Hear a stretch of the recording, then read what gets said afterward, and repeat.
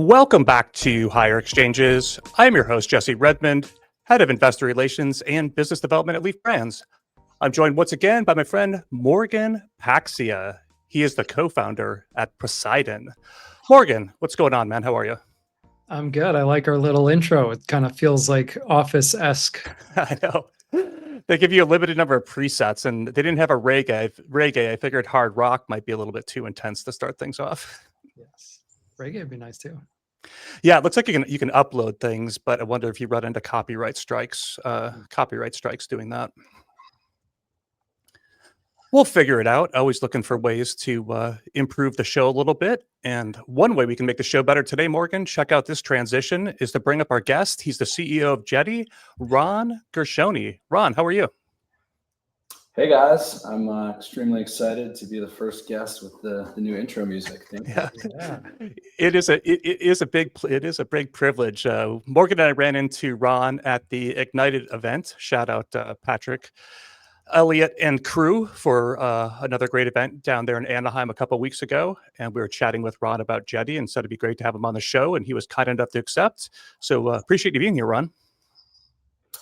Yeah, good seeing you guys as always, and happy to join the show. I love what you guys are doing. Well, thank you. Just by way of disclosure, at Leaf Brands, what we do is we make cannabis oils in California and New York. We make a whole range of things. We make distillate from our ethanol line. We make a whole range of fractions with the hydrocarbon line. Then we also have a great solventless business where we produce rosin. And just want to point out by way of disclosure that Jetty is a client of ours. So I wanted to let the audience know that. And Ron, thank you. We definitely appreciate your business. The dog agrees. Well, Rob, let's dig into things a little bit. You have an interesting story, man. You've been around in this industry for a while. You've battled through. You're one of the survivors, and I really like your origin story. Do you mind taking us back? I guess what is it, more than a decade now to when you started Jetty? Yeah, we're certainly one of the longer-standing licensed legal businesses in cannabis. So. We started the company. I'm one of the founders in 2013. I had some friends in San Diego where we all lived at the time.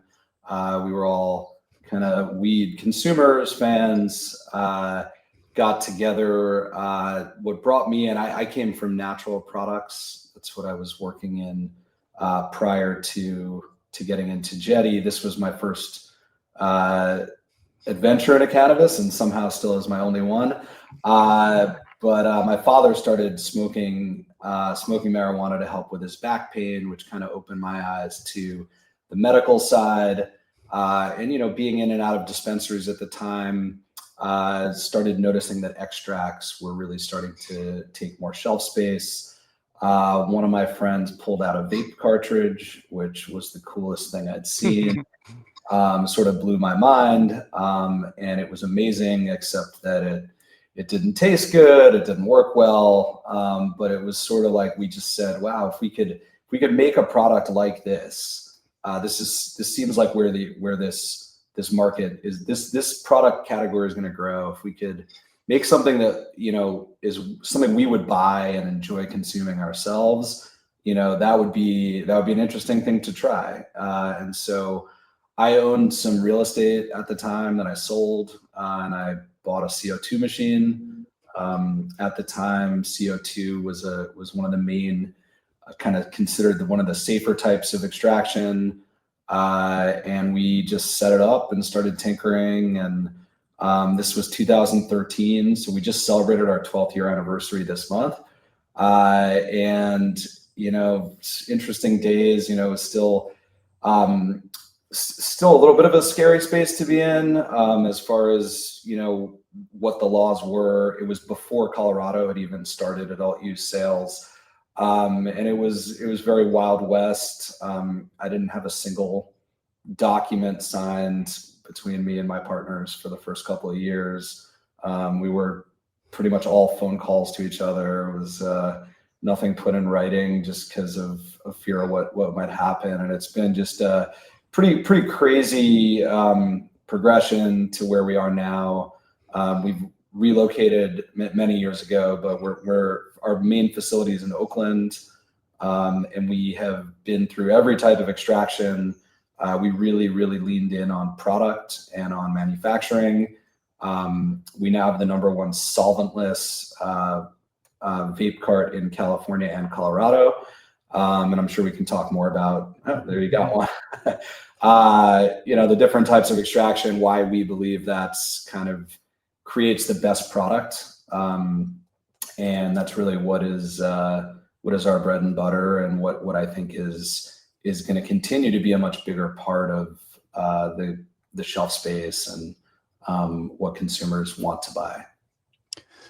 Yeah, it's amazing, Ron, how that concentrate space has evolved. I think for me, I wasn't a super early adopter. Like, I've been a cannabis user most of my adult life, but I don't think I've saw concentrates till 2014, 15. And I still remember the first dab that I had in 2016.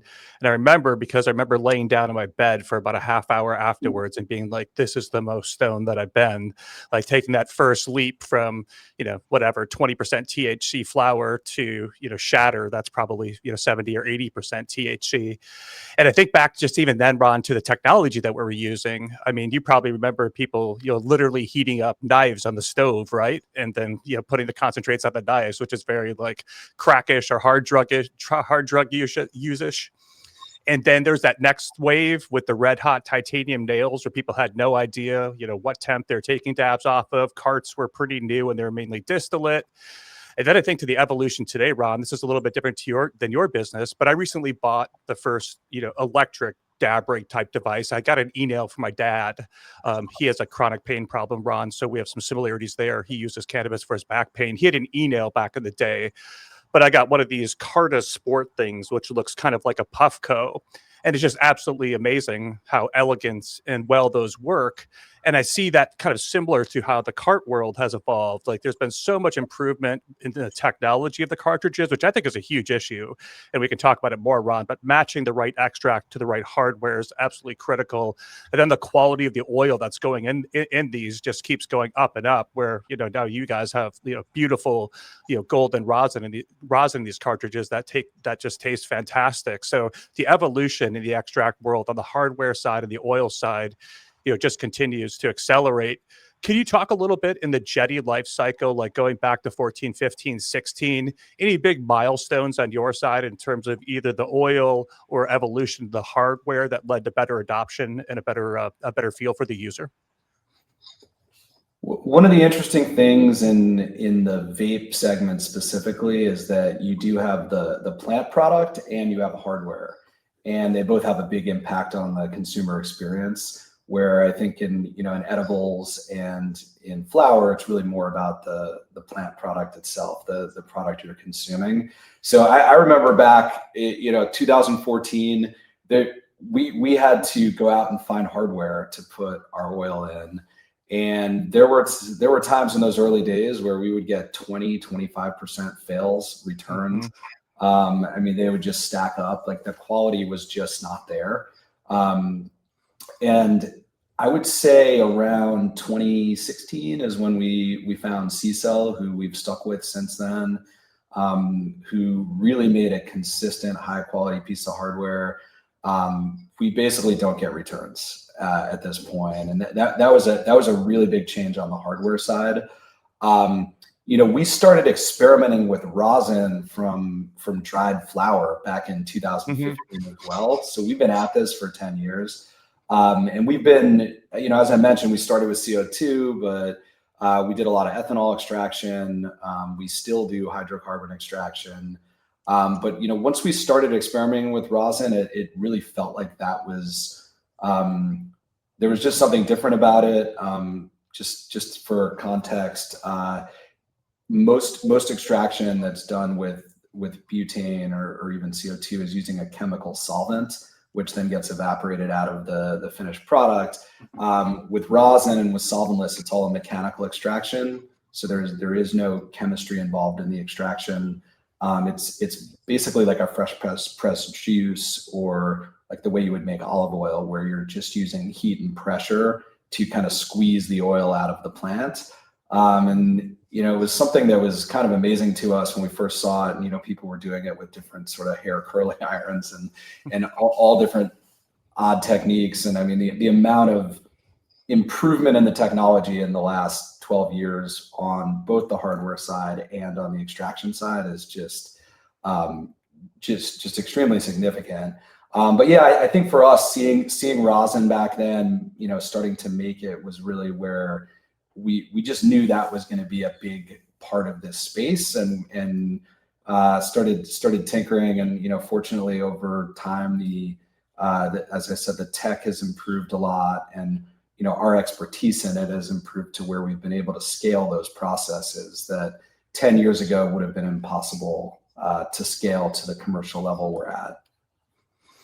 Yeah, and Rob, when I look at the vape cart market, what I see most commonly are three types of cartridges out there. I'm curious if you agree these are the right classifications, and then maybe let me know if Jetty's playing in all three spaces.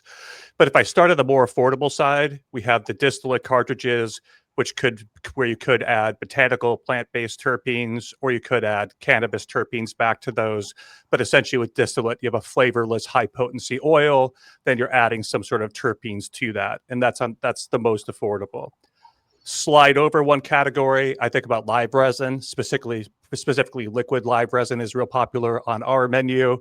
And there you're getting a hydrocarbon extract, more of a full spectrum extract, and tends to be more potent, more flavorful. But again, that's a solvent-based process, usually using butane or some other hydrocarbon.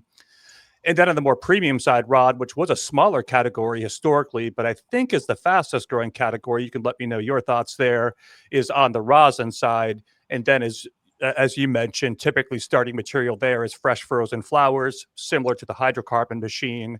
But on the rosin side, you're first washing it with ice and water to knock off the trichome heads.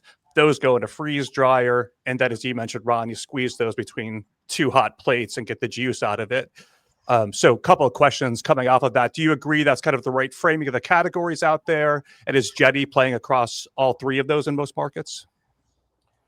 Yeah, that's a great description. I think it's easiest to be the fastest growing when you're the smallest. I'm sure Morgan, who understands looking at data, can understand what I'm saying there. But so yeah, solventless is the fastest growing, but it's still certainly the smallest category. And a big part of the reason is that it's very expensive to do. It's hard to do. It's very hard to scale and maintain quality. It's hard to find enough input material that washes well. So there's a whole host of reasons that cause it to have a higher shelf price. But that's about 75% of what Jetty does at this point. We also play in both those other categories. So if you look at a traditional CPG type framework, and I think that cannabis is moving really towards that CPG type experience, both from the product and the retail standpoint.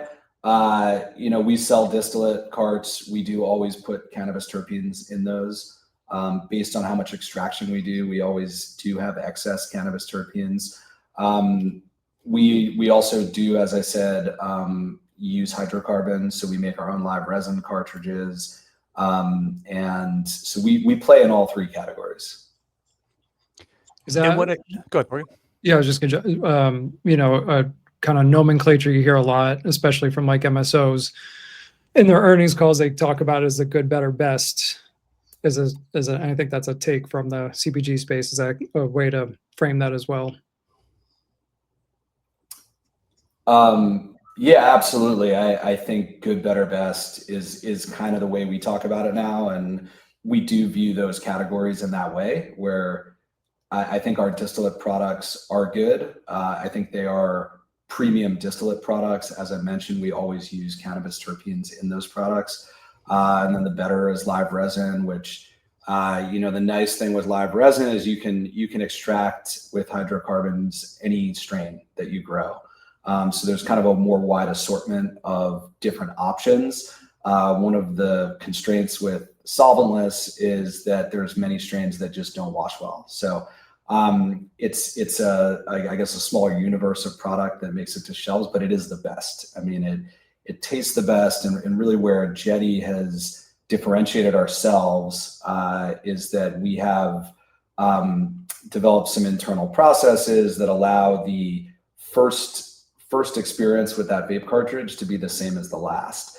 And specifically with solventless extraction, there's often quite a bit of degradation or uneven burn within the cartridge that makes the second half, and particularly maybe the last 20 or 10% of the experience with the vape cartridge, inferior and very different. We've worked really, really hard to get the right hardware, the right consistent process to make sure that when you're spending that money on a Jetty product, which is more expensive than pretty much anything else out there, when you're done, you're going to feel like it was worth the money. It's like, man, that was good till the very end. And I think that, there's a lot of really good products out there. But we've really nailed it on that consistent, high quality experience till the finish of the product. And looking back at your history, Ron, you were front and center for Vape Gate, which I think was 2019-ish. And I think that was a good learning time for the industry and maybe for consumers. Like, I feel bad consumers had the horrible experience that they did with some of these cartridges, but I think it was an enlightening moment and kind of a level up moment for the industry. Do you want to talk about that experience going through that, Ron? If there's anything that Jetty took from that period, or anything you guys altered as a result of that? Well, it wasn't fun as a business in the space. But I mean, yeah, tons of learning from it. I think it was right before COVID. So there was sort of like a back-to-back crazy events for us. But in the first probably 8 years of running this business, I would say there was at least once a year where, I looked at my partners and we were like, yeah, we got 1 week of money left, and like we're done. We can't make payroll. This has been fun. Like, what are we gonna do? Gonna have to look for something else to do. And those were always scary experiences. Led to a lot of sleepless nights. I mean, this has been a roller coaster ride of just like the good is good, and the bads are really low. And that was one of the toughest. And it was really tough just because we had grown quite a bit. We had a lot of employees. We had to go through a big downsizing, which is just really difficult as a business owner. Vape Gate really had nothing to do with the legal industry. It was really all through these like unlicensed operators. And interestingly, we had been getting, everyone sends us different kinds of products because they want us to, try cutting agents and whatnot. And we had been receiving some from, some of these cutting agents that we couldn't get quite the right description from the manufacturers of what they were. And so we never used them, but like we saw them sort of entering the supply chain quite a bit before they started really making people sick. So when it happened, we sort of knew that there was just a lot of this stuff circulating, and people were probably not being careful. We weren't worried about Jetty products because we had never used any of those cutting agents. From the beginning, we were always looking to make the cleanest possible product. And we were the first company possibly to remove all cutting agents. And we did that back, a few months after we started Jetty. But nevertheless, it hurt the category. It made everyone, just kind of move away from vape for some time. And, I think the entire category dropped, and people were also just not trusting of what we did. And I think it just reinforced our business thesis of like, if we can make the cleanest product and just stand on that, that's a great way to build a brand. And we had already been doing that for years. And so we just continued. That was really when we said, all right, we're going to commercialize a solventless vape, because we didn't have one before that. Again, we'd been tinkering, and there was just like a lot of challenge to get to that level. But we sort of made it a company priority to say that will be the cleanest product. If there's anything like this that happens again, it'll be the easiest product to stand behind. So let's really go after it.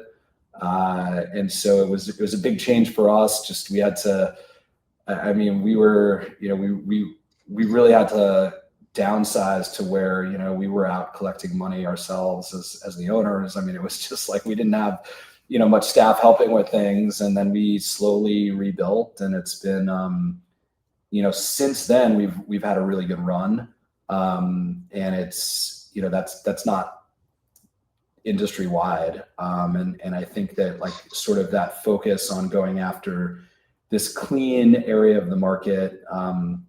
You know, we can talk if you want. We have an organic certification that's called OCAL. We have this other kind of advanced testing certification that's called ECHO. So, you know, we really have kind of pushed for more transparency, and you know, we want people to know that what they're getting from us is the absolute safest, cleanest product that they can find in the market. Yeah, and that's why you guys kind of followed my sweet, you know, as far as a consumer goes, I'm really your sweet spot where I tend to seek out, you know, organic products across my life. And, you know, that applies to cannabis as well. And then also on the concentrate side, I'll enjoy some live resins and things like that from time to time, but I tend to always enjoy solventless and rosin products the most. So you're really I am your target market, so to speak.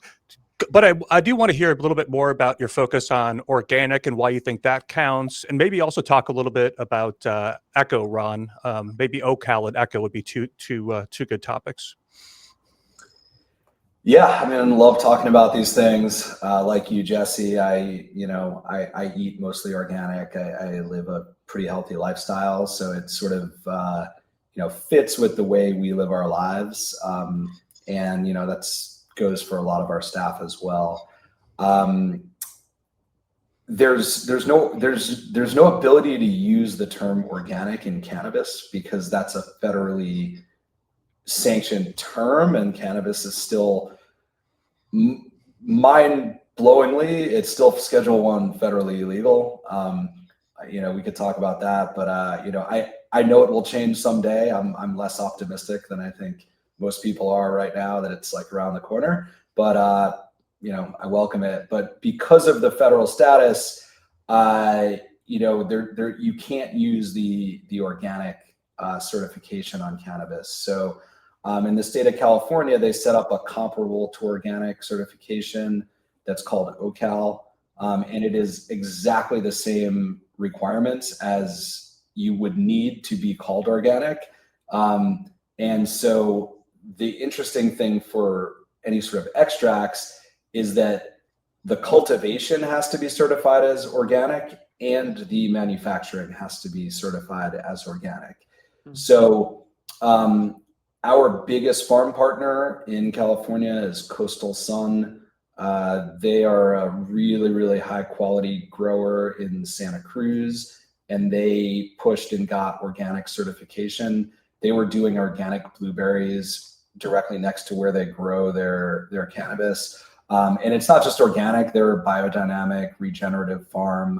We just actually took about 50 people from Jetty up there to see the farm right before the harvest a few weeks ago, which was a really fun experience to go to a huge, you know, it's 12 acres of just like weed, which almost half of it's is what is going into Jetty product. And if you go there in, you know, 3 to 6 months, there's going to be goats that are, you know, eating what's there and defecating, that is going to kind of help it be that regenerative farm. And it's also sun grown, which is kind of, you know, the most energy efficient way to grow the plant. So they've been a tremendous partner. They got that OCAL certification. You can't get the OCAL, the organic certification, if you're using hydrocarbon. So it can be received for solventless. And you know, it could be on distillate, which we're looking into if it were an extraction with an organic ethanol. But that's something that I think you can expect to see from us in the future. But you know, right now we have one of the biggest supply chains of that organically cultivated material, and then our organic manufacturing, which is currently in Oakland. And so we're able to put that organic symbol on all of our products. I think there are not a lot, but there are other organic growers within the state. And I think that, you know, it's California. People here appreciate healthier options, organic options. So the awareness among bud tenders and among consumers is continuing to grow, and more companies, which we're happy to see, are actually going after this certification, receiving it, pushing the messaging out that this is an organic product. So it's been a key differentiator for us as well. We're the largest OCAL certified brand that's in our category. And then you mentioned Eco, which is kind of another. There was a big LA Times and Weed Week investigation, I don't know, a year and a half, 2 years ago, on pesticide use within the supply chain. That drove the formation of this kind of advanced testing regime that, like, the state requires testing for a certain number of pesticides. Some that are not included were sort of seeping into the supply chain. So Echo set up where they're requiring extended testing for more of these pesticides. We jumped on board right away. We've been doing that pretty much since the LA Times article came out. And, it does add costs, but it allows us to feel very good about what we're putting into the market and communicate that as well to the consumer. Yeah, that's great. We're involved in Eco as well, and Gary, our lab director, is on the board there. So yeah, we're a big fan of that initiative over there as well. And one thing I don't think people understand about the supply chain in California, Ron, is about half of the flower that we test before we extract it fails for pesticides. And that's not because the growers themselves are necessarily bad actors and spraying things that they shouldn't, but it's commonly overspray from other ag practices. So you mentioned Coastal Sun was growing organic blueberries, and that's fantastic. But you can have other situations where half a mile away, they're not growing organic blueberries and they're, spraying a bunch of stuff that they shouldn't, and that drifts over to your farm.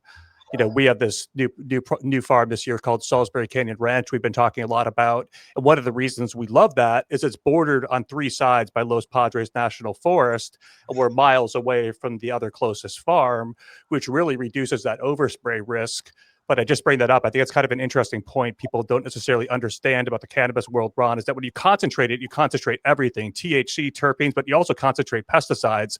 And I would contend, and this is me borrowing from our CEO, Micah, educating me about this, that we, across the whole California supply chain, cannabis and everything else, we have a massive pesticide problem. Yeah, and it's not unique to cannabis, the overspray situation. I think if you tested a lot of products that are labeled organic, they would also show pesticides from overspray. I'm talking about fruits, vegetables. That's kind of that happens in other industries as well. But you're absolutely right that when we concentrate it, it's possible that certain of those compounds get concentrated as well. And it certainly does seem like some of the really bad ones do. So, that's why we go through state mandated testing on all of our finished product, and now go through this additional testing on the Echo in order to be sure that, given that we are concentrating the product, that some of these really bad pesticides are not going to be in the finished product. And just one more for me, Morgan, then I'll pass it over to you. I've been selfish with the microphone so far. But I'm curious, Ron, if you were going back and taking 2025 version of you and you went back to 2013, Ron, when you were starting Jetty, what's one piece of advice you would give yourself? Wow.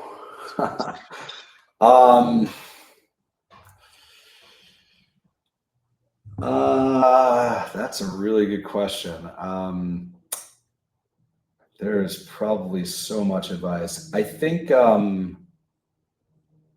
I think where we got in the most trouble was when we stopped innovating. So,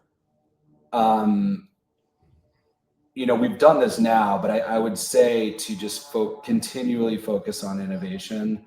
During that Vape Gate, which you mentioned, we had been fairly early to create distillate. before that, there was more of like a CO2 amber oil.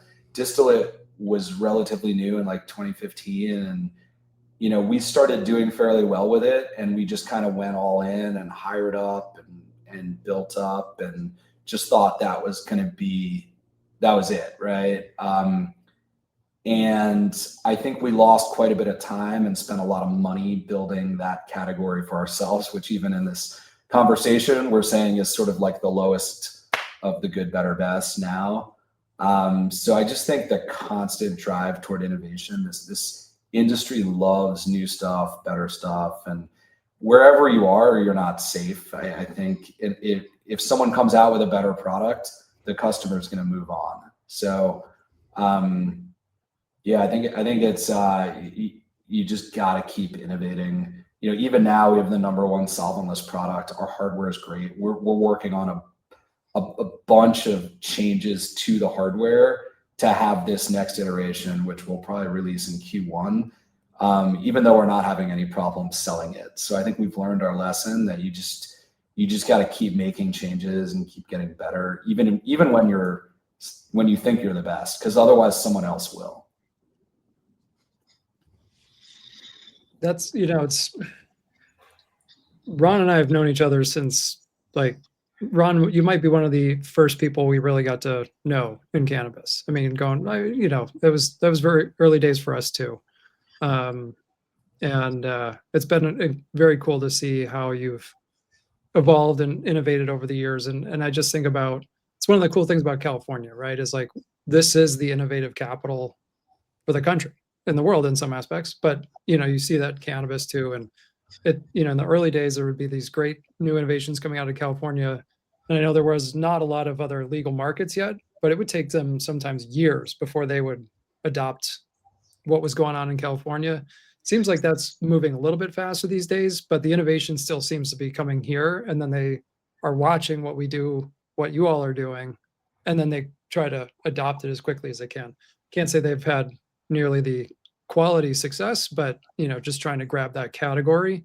So it's just fun to watch as a consumer and as an investor in the space. But just really focusing on California here for a little bit. I'm a big, obviously we're investors in headsets, so I get a headset data every week on Jetty. Even though we're not investors in Jetty, I've always just been a big fan of you guys, and so every week I see what's going on and see how you guys are doing in the rankings. And you've definitely seemed to, as you mentioned, it's been a really good run here for a bit. And so congratulations. And I do love that new product, by the way. I've already pretty much blown through it, so I got to go get another one. So it's great. It's great product. But to your point, it's like innovation, and it's like, does the consumer even know, or is it really, are we still at the point in the industry's life where it's like, you guys are creating the great things, and then the consumers are then finding out about it, and then they're like, wow, this is great. Is it a push or a pull in how you guys are thinking about your pipeline of new products? Yeah, well, thanks for the kind words. And yeah, I think you were the first maybe like cannabis investor I met before anyone was investing in the industry. So yeah, it's been a long time, and I've seen a lot of cannabis investors come and go. So the fact that you're still around is also impressive. But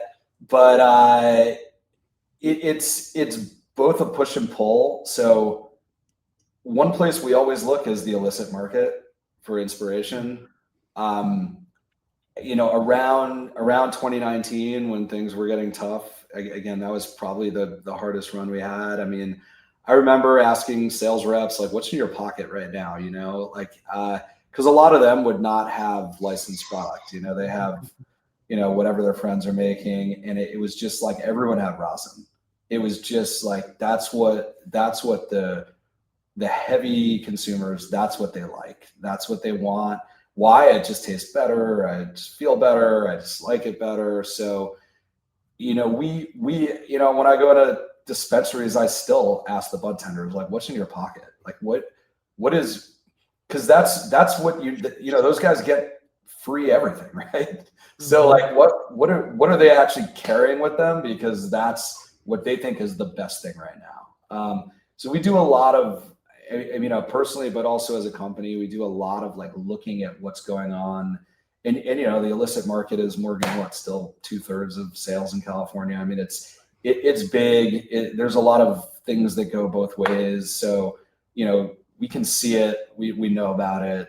You know, when you look at digital stuff, you see all these things. So that's a big inspiration, is sort of where the market is going to go on the license side often follows. You know, I think on the illicit side, there's just like less, you know, less ability to scale products. And there's also like questions of whether it's tested and it's safe. But, you know, as far as like what the products are that people like, that's a great place to look. But, you know, we have the best focus group you could have, you know, or we're about to cross 100 employees. So, you know, we're still a relatively small company. We run very lean and efficient, but, you know, we're growing, and a lot of our team, it's not a requirement that you love weed, but like we seem to attract a lot of people who love weed. So we do a lot of testing internally. We do a lot of free product to our team, and we've become more sophisticated where, you know, when we launched what Jesse showed a little earlier, that's the mini tank. That's our integrated all-in-one device. That's 1 full gram of rosin. You know, we tried hundreds of pieces of hardware. We narrowed it down internally to what we thought were our favorite 5. And then we did like a friends and family, you know, we sent to 300 different people that were influencers, dispensary owners, buyers, bud tenders, you know, customers like that are, you know, huge Jetty fans. And we did a survey and kind of got all this feedback. So, you know, that's where we are now, where we can be a lot more sophisticated and organized from like a market data standpoint to make decisions. And, you know, we move slower, we take our time, but, you know, that product's been our best launch ever, based on us, you know, putting in the time and effort to really get it right when we launched. So yeah, it's kind of like, it's not one or the other, you know, it's sort of like understanding where that demand is, and then also us being experts on the extraction and on the hardware side, just making sure we're trying everything so that we'll be ahead of it when new tech is available. So like California, well, one, I love that comment, and I'm going to totally steal that, of asking the bud tender, what's in your pocket. I think that is a great piece of advice. Because I always do ask when I go in, I'm like, what do you like? And then they just like point to the wall, but I need to ask, no, what's in your pocket? So that's a great call. But, you know, California, it's no secret, has not had the most, it's basically probably missing at least a double to what it should be from a penetration perspective from the legal aspect. And it's really just because we don't have, so many municipalities are just not opted in even still, which is like maddening at this point. I mean, to your point of earlier about Schedule 1 is maddening. It's just as maddening that the state of California is still so constricted in access for people in the legal channels. But, you know, you've seen these sales decline statewide for a couple of years now, right? We peaked out probably shortly after the pandemic, and it's been just kind of a steady decline, but you guys have not been declining. So you guys, I assume that naturally would mean you're taking market share, or is it because brands are falling away, or is it a combination of both? Like, what do you think has been separating you from a lot of the noise? And especially back then too, I mean, I'm sure you remember this painfully well. There was thousands of brands in California. It was total chaos. Everyone was raising at these ridiculous valuations. There's money everywhere, and almost all of them are gone. But you had to make it through all that noise, and now so is the market share gains just like, what do you attribute some of that? Yeah, no, I remember those times where Jetty was hundreds of millions of dollars, Jetty's worth, and then like 2 weeks later it was like zero. No one will ever touch this investment. It's terrible. And it was just like completely irrational as far as the perception of value of what a, you know, cannabis company was worth. I mean, absolutely, we're gaining share. And it is from there's clearly some consolidation. It's happening at the retail level, and it's also happening at the brand level. So, I mean, you see from Headset, the leading brands that have been established seem to be holding fairly firm on whatever they sell. We're actually growing a lot. We're up. We've nearly doubled in the last 18 months. So, we're doing more than that. And it's just, I'll go back to CPG. It's like, you got to make a great product and figure out a way to differentiate it. And then you also have to be really good at selling it. And so I think there's a lot of companies that are really good at one of those two things.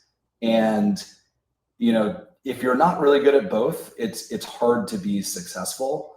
So we clearly invest more in the product. That's really where we've felt we could differentiate ourselves, but we also, that route to market, the distribution, the sales team, and how you get that product on and off shelves is critical. And, it's expensive. It's hard. There's been a lot of pricing compression, and there's a lot of reasons for that. As you mentioned, the market is not where it should be. There's not enough stores and municipalities that opted out. So there's all these challenges, but we wake up every day and it's like, how do we make great product? How do we keep our inventory available? And then how do we sell it? And that's what we're focused on. And I think that, for us, we're profitable now, which, for many years we were not. And it's like at a smaller scale, just given the compliance cost and just like the hurdles of operating, it's nearly impossible to cover. There's like a very high fixed cost just to get, no matter how good the product is, and almost no matter what your margin is, like if you're not doing a certain amount of revenue, it's nearly impossible to just cover the insane cost of operations and compliance. So we've crossed that threshold now, and it's kind of nice, and we run really efficiently. But we've always really focused on like how can we be truly differentiated. So early days, if you remember, we had a wood tip on our cartridges, which was kind of like, having a beautiful package is important, but the package, it's not like a beer where, you sit with it and you're staring at that can for, as long as you're experiencing it. We saw that like we had a nice package, but it goes in the garbage right away. And then what do you have? You have what's inside. And so that was a way of just like letting people remember, oh, this is a little bit different. It's got that wood tip. And, the branding is actually easier with that mini tank that Jesse's holding. But, really figuring out a way to make sure, as I said earlier, just like you got to nail that experience and make sure that people feel good about it afterwards. And that, that's been building loyalty, but I think there's a lot of different ways to be successful in any business, but in this too. So I can only speak about what we've done. And I would say there's many, many more ways to be unsuccessful. And we've seen lots of that as well. But yeah, like what's working for us is really being focused, leaning in on just the category that we're in, mostly the state we're in. We have expanded, but not too fast and not too aggressively. So I just think focus, really like just staying at what you're really good at, and not, there's a lot of chasing squirrels. Like there's always new opportunities that seem exciting and like, oh, we could do that and we should do that. And you're just learning to say no. And when something's working, lean in on it. And we've had many conversations over the years where I've come to you with ideas and you've said no for focus reasons. And I respect that. Focus is got to be one of the, top reasons of success in business, is just stay disciplined. There's a ton of shiny objects out there, but you just, really dig in and know the ins and outs of it. California, I remember back in the earlier days, you could have a business at 5 million run rate and be profitable. Then it was 10 million and you could be profitable. And now and it might be even higher now, but last I looked, probably before more price compression, was like 20 million, which is kind of crazy because like the barriers to entry also have been going higher. And so that, is good for those that have survived through it. But it makes it harder for new entrants. So there's pros and cons to that too. But it, you know, affords you some more room to be giving yourself that latitude for innovation and taking your time to get something to market and not feeling so pressured to get something out immediately because there's 5,000 other little, you know, companies coming in and trying to get space and make a lot of noise. But to your point about California, we have been seeing consolidation in a few different ways, whether it's through liquidation, receivership, assets being consolidated. We have seen some actual M&A. We've seen some, you know, some kind of deals like what Leaf did with Glasshouse, MSA kind of structures, you know, different ways of trying to get more efficiency with size. What does that mean though, from like your perspective of like, how are you navigating these retail relationships? I imagine there's a lot of change happening. Like, who are the buyers in these situations? And, you know, and same thing with distribution. I mean, we've seen distributors come and go. So it's like just always like this Rolodex is always changing and like the dynamic is changing. You know, any kind of like through line of how you just, you know, it's just anything but a straight line here. Yeah, I mean, in a weird way, the through line is just that change doesn't stop. Like, and it just comes fast. And so every time we think that we're like, you know, that we know what's happening, it's just things, you know, some big player disappears, some new entrant that out of nowhere suddenly is surging. I mean, yeah, it's really, really, you know, pricing goes all haywire. Like it's just, the through line is you gotta stay nimble like that's and the bigger you get, it's harder, you know. Like, we used to, you know, decide we wanted to do a product and within like a month we had it in stores. I mean, it was crazy, right? There was no compliance back then that you had to deal with, but there was also no like sophisticated brand management where it's got to fit. And so, you know, now things take a lot longer, but you just can't slow down too much. Like, I think if you operate like a big company where, you know, you're just slow to move, it's going to be very, very hard. So, you know, you got to be nimble. And I think like we bet on ourselves. That's like the other thing. You know, we try to do more of the things that we do than let third parties do those. Like, there's third parties that do every single thing, and some of them are good and some of them are good a lot of the time, but like not many of them are good all the time. So, you know, just like your own team is going to be more effective at doing what you need them to do than anyone else will. And so, you know, like, we control our own sales. I think that's been critical for us, and we control our own manufacturing, which, you know, and so we're expanding into New York. Well, we're in New York, but we've been working with third parties. We just signed a lease and we're getting our own facility. We're going to build it up and kind of run our own production and make our own products because, you know, inventory management is hard. You know, we're always kind of balancing demand within, you know, with out of stocks. And so, yeah, it's tough to have like any through line other than that, like in a weird, like, you just can't get comfortable. Like, every time it seems like the market has come around and stabilized, there's some weird stuff that is going to happen that you did not expect. So you don't want to be overreactive, but you just have to be ready to, you know, strategy is important, right? You got to like, you know, review your strategy frequently to be sure that like whatever's going on is being accounted for and kind of how you're going to market. Last question for me, I'll pass it back to Jesse, is where do you think we are in California's cycle? Do you feel like we are still troughing, or is there like light that things are stabilizing? And I understand everything we were just talking about, like it's very volatile, it's up and down, but I mean, it still is like moving through some kind of cycle. It's just very bumpy, but like, where do you think we are in California? So I think we're seeing consolidation at the retail level, right? That's clear. And I think that we're going to see more of that. I think that's absolutely, the bigger players seem to be acquiring and growing faster. From like a consumer demand standpoint, I think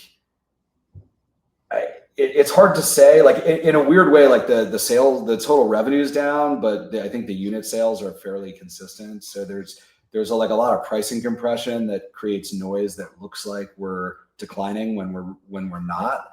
I don't know. Like we're up a lot, and we're projecting a lot of growth for what we sell. We're expecting more people to want solventless products, and we are going to be leading the way on that. So, I wouldn't be surprised if the market is kind of flat again next year, and I don't see many like significant growth catalysts. So, I don't know. We're not, most of our growth expectations are not based on market growth. Right. Yeah. It's kind of like the, I think of it like the broader economy of like the K shape, right? Where if you're able to be on the upper part of the K, right, it's pretty good, but the bottom part just keeps going, unfortunately, lower. I do think we'll see more brands disappear. I think that the margins have compressed substantially. If you're competing on price, it's a really hard thing to do.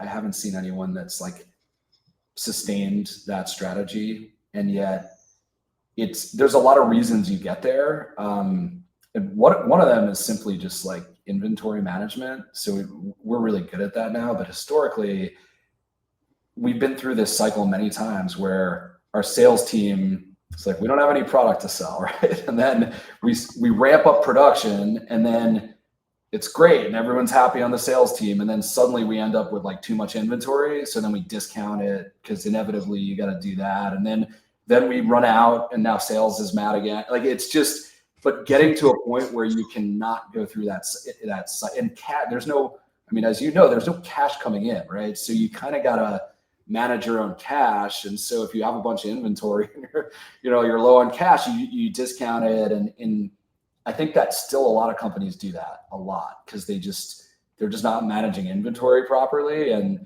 it just pushes the whole market down and squeezes margin. And so I just think we're at a point where margins are so low that it's, we'll see. There's been some players that have exited that have been around a long time, just in the last 6 months. So I think we'll see more of that. I think we'll see more consolidation. I think we probably do have too many brands, even though we have far less than we had, 10 years ago. It's just, and I think you'll still see that a lot of the strong brands, the good brands, are going to be growing and are going to do very well. But yeah, as far as the overall market, it's tough to say. I think there's ways to be successful, even though California is really tough. Yeah, I agree with your assessment on California, Ron. I think there's opportunities, certainly to take share. We've been fortunate there with Leaf. I don't know if fortunate's the right word. We've worked really hard. I think finding efficiencies is key too, which is probably interesting for your business because I'm sure you're interested in efficiencies to help with margins and combat, the pricing pressure we see in California. But the last thing any of us want for our businesses, especially a premium brand like Jetty, is for that to come, at the expense of the quality of the product and tarnish the brand. So it's probably a bit of a juggling act there. Yeah, I mentioned earlier, product is really where we focus. I think that it's very easy when margins are tight, when things are tight, to cut corners. I think most companies do it in every industry. We've never done it on product. Like that's just kind of where we've held the line. Is we need to know that every time someone buys that Jetty product, that when they're done with it, they're going to have that same feeling of like, it was what I expected, it delivered. So, that's where we've held the line is just no cutting corners on production. But, I do think that's going to be, I think that's where a lot of companies get in trouble. And once you start trying to take those little cheats, it's hard to get away from them. But yeah, I mean, I still think we're early days. Like, it feels like I've been doing this forever. Morgan and I looked a lot younger when we first met, and I still enjoy it. It's just we're shockingly early in this whole thing, and it to us who've been in it every day and looking at the data, I know it feels like we got to be, really, really into this, and it's got to be fairly well stabilized. But, I want Jetty to be around in 50 years. That's the way we look at it, is if we can kind of create that quality legacy origination story and just continue delivering on product, there's no reason that, there will be probably not that many, but there will be some brands that exist today that just have that ability to last. And that's what we're trying to build. Well, Ron, I had a whole section here on national expansion, but as is the tradition with higher exchanges, we build out these big agendas and we tend not to get to all of them. So maybe we can have you back another time and cover that section. But last question for today is, where can people find your products? What states are available, and how do people get a hold of you? So California is where we started. We are well distributed here. We're in about almost 500 stores out of I don't know how many there are on Headset, but we're pretty much available wherever you are in California. There's a store finder on our website at Jetty Extracts. So California is where we're kind of the biggest. We have expanded into Colorado, doing very well there. It was nice to see we could go to a established market and kind of still see our products do really well. We're in, I don't know, 150 stores in Colorado or something. So that's more based on supply constraints. So I think we have quite a bit of opportunity to grow. And then we're in New York, as I mentioned. We're building out our own production, but we are already selling products in New York. Best way to know how to find Jetty products would be on our website. And then Instagram at Jetty Extracts. That's kind of the best way to see what's going on with the company or to connect with us. Well, cool. This was a fun show, Ron. I really appreciate you taking the time to join us. I know you're busy, so I appreciate you taking an hour out of your day. Learned a lot, and excited to try some more Jetty stuff. Awesome. Well, Jesse, Morgan, it's a pleasure. Happy to come back and talk another time. But yeah, appreciate what you guys are doing, just kind of getting people on and talking about things, because it's a chaotic industry. When you're ready to do your next big product drop, come on and do it here. Okay. We'll take some. I don't think we've taken some rips on the air, but yeah, we're willing to. We're willing to try things live and spice up the show a little bit. Okay. I accept. All right. Well, sounds good. Thank you again, Ron. Morgan, always good to talk to you, my friend. Thank you all for listening. Go over to YouTube, give it a watch there, press that subscribe button. We're trying to build the YouTube audience as well. And we'll be back in about 2 weeks to chat about Q3 earnings.